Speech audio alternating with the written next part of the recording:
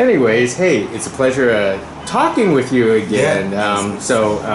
Sorry for any repeat questions, but no, it's all right.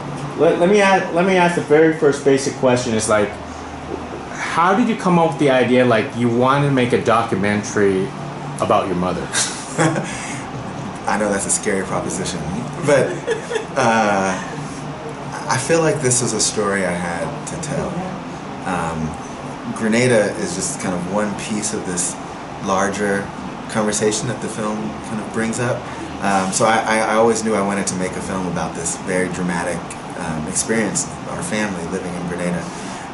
And that just unraveled and kept unraveling and turning and ending up in places that I couldn't have ever imagined, which brought more of the focus to my mother's experience, because you have to understand how we ended up in Grenada in the first place.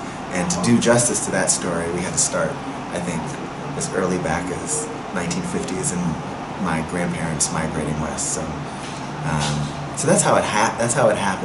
But you know, it's filmmaking. It's in nonfiction. It's unpredictable, and you really just have to be open to everything you don't know and kind of lean on the things that you feel good about and try to structurally put that together.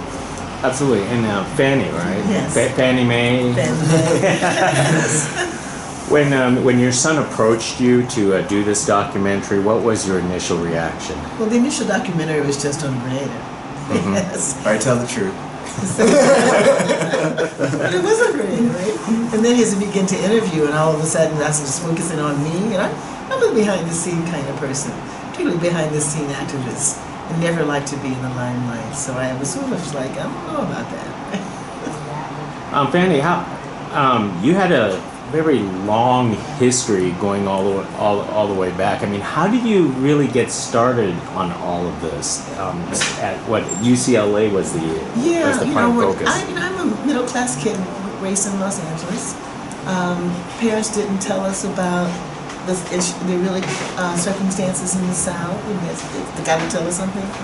I was a good student, but it was the killing of Dr. King that made me an activist. Because I thought the world was beautiful. We had food on the table.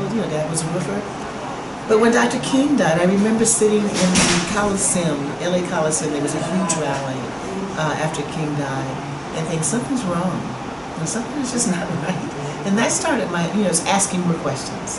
That really was my activism. So all that triggered from UCLA all the way to Oakland with everything for yourself? Yeah, I continued to be a student, I continued to be a teacher, but there was another level of consciousness because I began to ask different questions.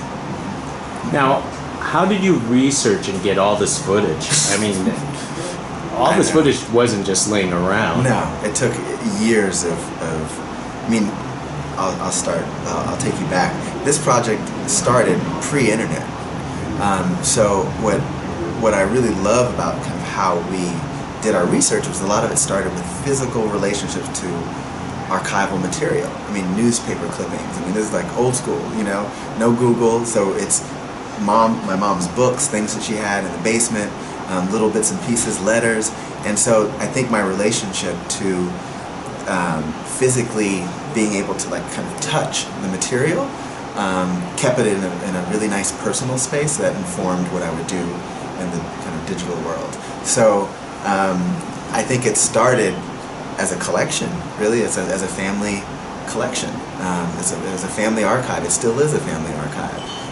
So I think that's really how it started, and collecting that over 15 years. I showed up to my editors, John Fine, the editor for The House on Coco Road, who I think you met the other night, with boxes of material.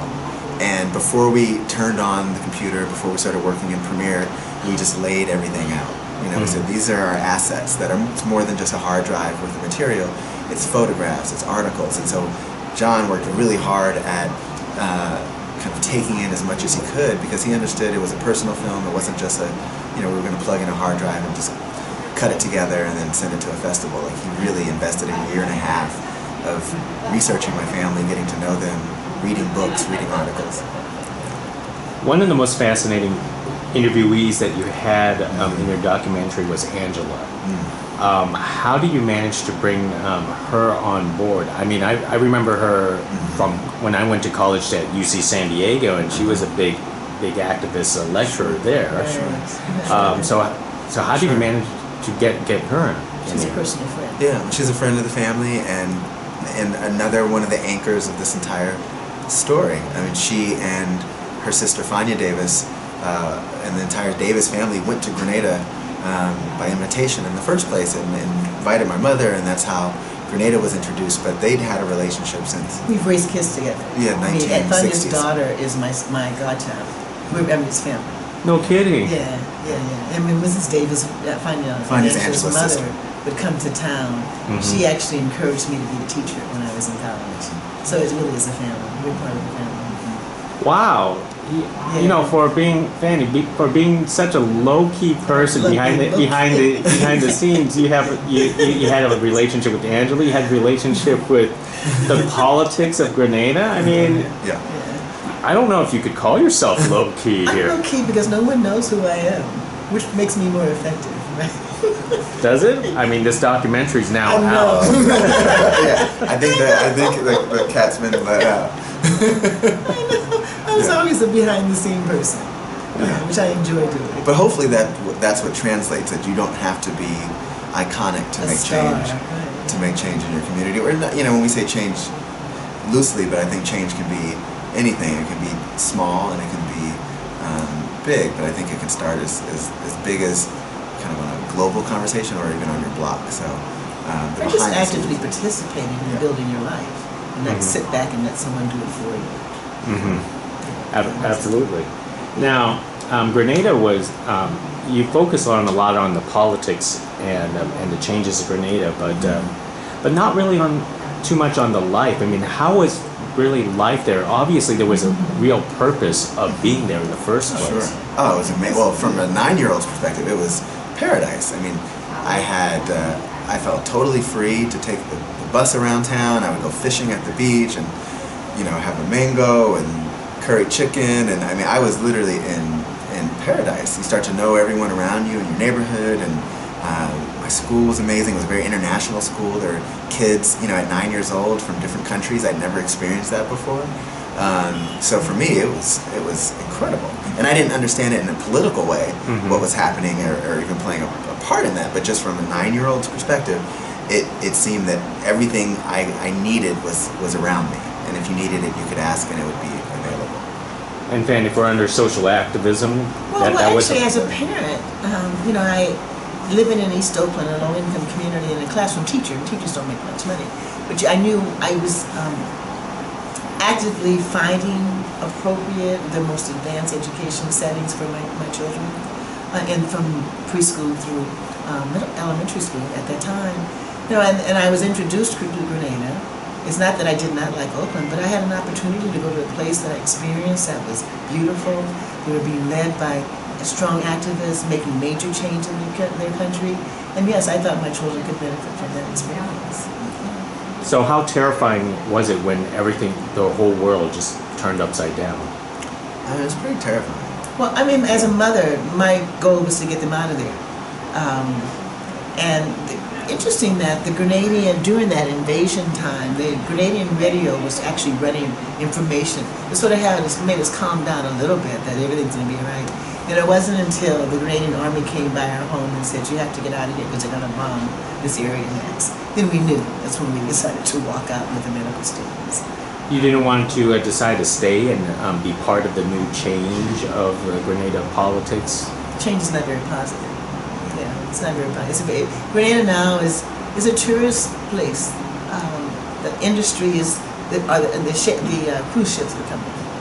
When we were there, they were developing industries based on the national resources, agriculture, fishing industry. I mean, tourism wasn't the driving economy, although they understood it as a reality here in the Caribbean, but it wasn't the social kind of motivation for why people were showing up to do the work they were doing and building their revolution. They were really empowered. Yeah. They really were. It's exciting watching that. Yeah. Well, how often do you visit Grenada now? We haven't been back. Well, since the shoot, we were there in 1999. Well, that's a long time ago. To begin this project, and we started shooting then, but we haven't been back since. It's not a pleasant place for me. I mean, there are a lot of young people moving back to Grenada. They're asking questions. They want to make positive change. I think that's a good thing. Now, first half of the film is all about social activism and so on. And I noticed it's one of the primary things that you kept on using footage is of Ronald Reagan. Yeah.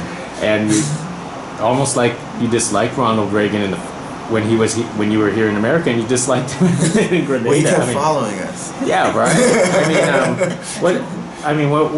What's really, you think, what your opinion on Ronald Reagan? I mean, it's just. Well, it's funny because my understanding of him was connected to these historical events, so it wasn't like I was consciously shaping an opinion about him. Yeah. But he obviously played a role in many kind of poignant moments in my family's history, and so I understood kind of his role in the world through that lens. So when you're hiding under a bed in Grenada and your own country is invading under his leadership, you're quickly kind of rethinking what truths exist and how things. Well, in the historical context, it started again with my conscious raised around Dr. King's death and the movement, civil rights movements, the Black Power movement, and Reagan was a counter to that. Mm-hmm. He was that silent majority that began to undo all of that, and Grenada is just another stage of his undoing. To this day, do you despise all of his actions, or is it just no more than a lot of other? I mean, I don't despise a human being, but people need to understand policy. I think that's important. You understand policy and those individuals who are running that policy, so you can begin to change them. Become active participants in the democracy. Yeah. Because he represents things more than it's not about him, the individual. Because I think he represents things that are still going on, so it's not like he's indicted as the source for everything that has kind of fallen apart. I mean, there's still things happening now that. I think even as that was we talked about in the film, when you build mass movements, and the movement we built around Angela's defense, that grassroots things need to happen, and to do that, you have to understand what's happening in the world. So it's not the individual; it's those policies that are impacting your life. Are you both social activists today? I'm a teacher. Or is it behind it? Yeah, I'm a teacher. I'm always a social activist. Yeah, exactly. I think by default, that's a word to describe it. But I think making media, being a media maker, and being conscious about the images I create and the stories that I tell is a form of activism for sure. And the power of persuasion and the power of creating narratives, in particular, that aren't often easily accessible is an act in itself to make sure that it's put into the conversation when it's needed. Now, with the experiences of what happened with America, decades ago in Grenada, and now if you look at the news today and what's going on, I would like to hear what would you think it. It's scary because you see, and particularly, I live in the South, which is really scary. So when this electoral things that are happening now, I'm not surprised. The number of individuals who are going to the rallies and doing the horrible things that are happening, because it happens, that consciousness is there. And we as American citizens have not addressed that. We thought that the work that Dr. King did or the Black Power movement made a change. But when you go to the South, even some parts of California, you still see, and people, that grassroots stuff to really get people talking to each other, to really think about how it impacts each other, that hasn't happened, and we need to start doing that now, or we're in trouble. What about the tools that we're using today? I mean, notice all the protests and there was violence at the Trump rallies and so on. Is this the proper way to tackle things, to make change? Yeah, I mean, I think there's a lot of young leadership now that are doing things. I mean, there's one thing we talk about often is kind of reimagining even how we understand power and leadership. And I think there are people who are doing incredible work that are behind the scenes, that aren't the obvious candidates for, as we understand leadership, that are in communities and projects that are connected through social media. So I think a lot of what's happening now, I mean, it's changing daily, and you see people that are now using their phones to instantly report their condition and their truth and their reality. So I think that has also kind of changed and connected people in a way that is just unprecedented. I mean, we've seen things happen around the world where Twitter has become the way that we understand things that happen. I was actually abroad when everything happened in Ferguson, and I wasn't watching network news, but I was on Twitter and I was reading people who were real-time activists telling the story. And so that's amazing. And I think there's a way to kind of work with those narratives in a way that we're still discovering. So. Yeah, I think it's a multidimensional. And I always share the way we built that Angela Davis Defense Committee. And it was broad-based. I was fortunate to work with those old organizers. These are old union organizers. So they knew how to listen. They knew how to build on different levels. And that needs to happen now. That it's not just demonstrations. It's the arts, it's the teachers in the classroom, it's wherever you can buy in. And as you buy in, you become more conscious and then give input. So it's not just message coming from the top, it's coming from the bottom. And that's the way change will come about. You kind of wish you had the same tools today that you had decades ago, right? Well, I don't know. Because we learned a lot, because we didn't have it. Mm-hmm. We talked about going door to door during the Vietnam War demonstrations, or as college students at UCLA, we would go door to door on Sunday afternoon because we knew families were having their dinner and talk to them. It's similar to what's happening on the media. They're doing it now on multimedia, but we did it door to door.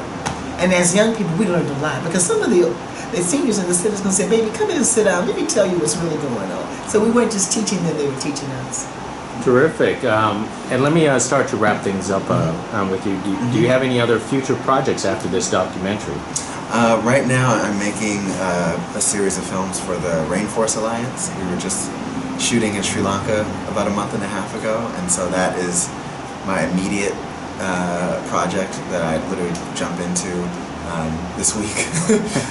But I continue to do work around, I like to do just a little bit of everything.